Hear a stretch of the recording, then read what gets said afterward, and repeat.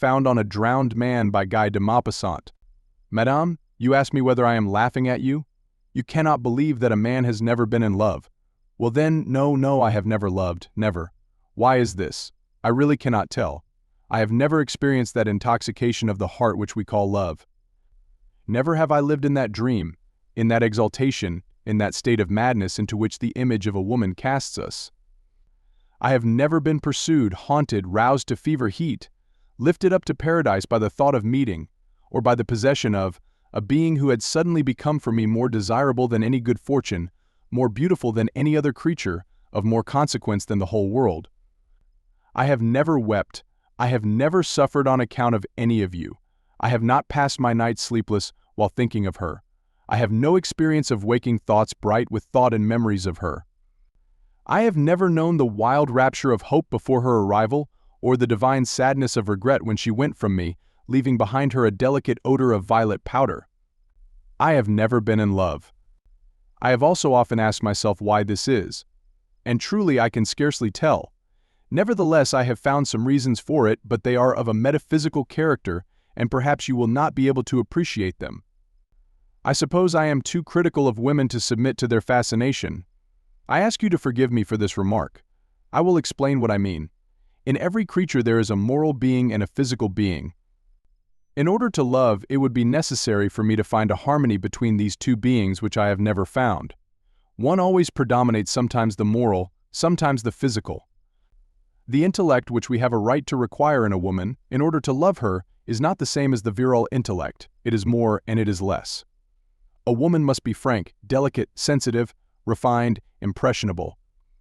She has no need of either power or initiative in thought, but she must have kindness, elegance, tenderness, coquetry, and that faculty of assimilation which, in a little while, raises her to an equality with him who shares her life.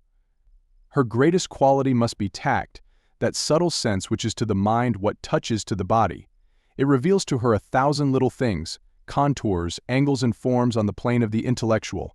Very frequently pretty women have not intellect to correspond with their personal charms.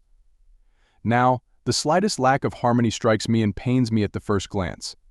In friendship this is not of importance. Friendship is a compact in which one fairly shares defects and merits. We may judge of friends, whether man or woman, giving them credit for what is good and overlooking what is bad in them, appreciating them at their just value, while giving ourselves up to an intimate, intense and charming sympathy. In order to love, one must be blind, surrender one's self absolutely, see nothing, question nothing, understand nothing. One must adore the weakness as well as the beauty of the beloved object, renounce all judgment, all reflection, all perspicacity. I am incapable of such blindness and rebel at unreasoning subjugation. This is not all.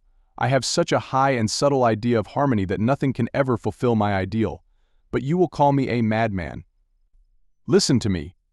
A woman, in my opinion, may have an exquisite soul and charming body without that body and that soul being in perfect harmony with one another. I mean that persons who have noses made in a certain shape should not be expected to think in a certain fashion. The fat have no right to make use of the same words and phrases as the thin. You, who have blue eyes, madame, cannot look at life and judge of things and events as if you had black eyes. The shade of your eyes should correspond, by a sort of fatality, with the shade of your thought. In perceiving these things, I have the scent of a bloodhound. Laugh if you like, but it is so. And yet, once I imagined that I was in love for an hour, for a day. I had foolishly yielded to the influence of surrounding circumstances. I allowed myself to be beguiled by a mirage of dawn. Would you like me to tell you this short story? I met one evening a pretty, enthusiastic little woman who took a poetic fancy to spend a night with me in a boat on a river. I would have preferred a room and a bed, however, I consented to the river and the boat. It was in the month of June. My fair companion chose a moonlight night in order the better to stimulate her imagination. We had dined at a riverside inn and set out in the boat about 10 o'clock. I thought it a rather foolish kind of adventure, but as my companion pleased me I did not worry about it. I sat down on the seat facing her, I seized the oars, and off we starred. I could not deny that the scene was picturesque. We glided past a wooded isle full of nightingales, and the current carried us rapidly over the river covered with silvery ripples. The tree toads uttered their shrill, monotonous cry the frogs croaked in the grass by the river's bank, and the lapping of the water as it flowed on made around us a kind of confused murmur, almost imperceptible, disquieting, and gave us a vague sensation of mysterious fear. The sweet charm of warm nights and of streams glittering in the moonlight penetrated us. It was delightful to be alive and to float along thus, and to dream and to feel at one side a sympathetic and beautiful young woman. I was somewhat affected, somewhat agitated, somewhat intoxicated by the pale brightness of the night and the consciousness of my proximity to a lovely woman. "Come and sit beside me," she said. I obeyed. She went on to recite some poetry for me. This appeared to be rather too much. I declined. She persisted. She certainly wanted to play the game, to have a whole orchestra of sentiment, from the moon to the rhymes of poets. In the end I had to yield, and as if in mockery, I repeated to her a charming little poem by Louis Bullhet, of which the following are the last verses. I hate the poet who with tearful eye murmurs some name while gazing towards a star, who sees no magic in the earth or sky, unless Lisette or Ninon be not far. The bard who in all nature nothing sees, divine, unless a petticoat he ties amorously to the branches of the trees, or nightcap to the grass, is scarcely wise. He has not heard the eternal's thunder tone, the voice of nature in her various moods, who cannot tread the dim ravines alone, and of no woman dream mid whispering woods. I expected some reproaches. Nothing of the sort, she murmured. How true it is. I was astonished. Had she understood? Our boat had gradually approached the bank and become entangled in the branches of a willow which impeded its progress. I placed my arm round my companion's waist and very gently approached my lips towards her neck. But she repulsed me with an abrupt, angry movement. "Have done, pray. How rude you are." I tried to draw her toward me. She resisted, caught hold of the tree, and was near flinging us both into the water. I deemed it prudent to cease my importunities. She said, "I would rather capsize you. I feel so happy. I want to dream." "This is so delightful then," in a slightly malicious tone she added. "Have you already forgotten the verses you repeated to me just now?" She was right. I became silent. She went on, "Come now." And I plied the oars once more. I began to think the night long and my position ridiculous. My companion said to me, "Will you make me a promise?" "Yes." "What is it?" "To remain quiet, well-behaved and discreet, if I permit you." "What?" "Say what you mean." "Here is what I mean. I want to lie down on my back at the bottom of the boat with you by my side. But I forbid you to touch me, to embrace me, in short, to caress me." I promised. She said warningly, "If you move, I'll capsize the boat." And then we lay down side by side, our eyes turned toward the sky, while the boat glided slowly through the water. We were rocked by its gentle motion. The slight sounds of the night came to us more distinctly in the bottom of the boat, sometimes causing us to start. And I felt springing up within me a strange, poignant emotion, an infinite tenderness, something like an irresistible impulse to open my arms in order to embrace, to open my heart in order to love, to give myself, to give my thoughts, my body, my life, my entire being to someone. My companion murmured, like one in a dream, Where are we going?" "It seems to me that I am leaving the earth. How sweet it is." "Ah, if you loved me a little."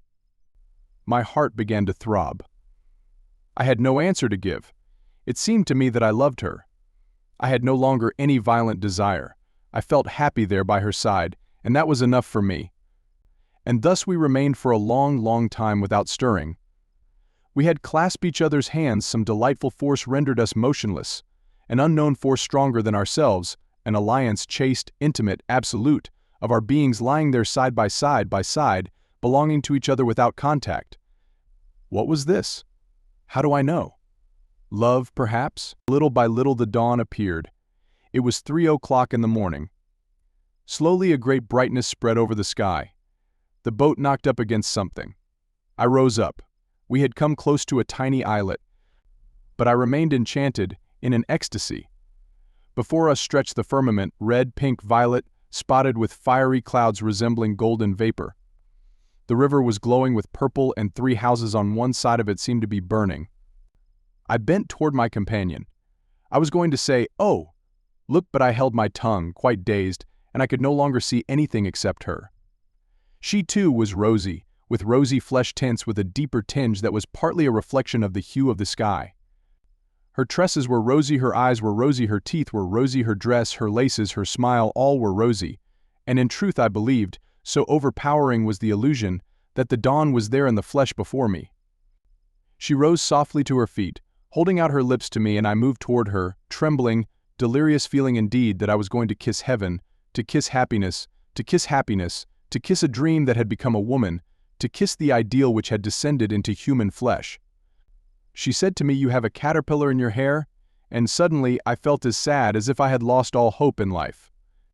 "That is all, madame. It is puerile, silly, stupid, but I am sure that since that day it would be impossible for me to love, and yet who can tell? The young man upon whom this letter was found was yesterday taken out of the scene between Bougival and Marly. An obliging bargeman, who had searched the pockets in order to ascertain the name of the deceased, brought this paper to the author,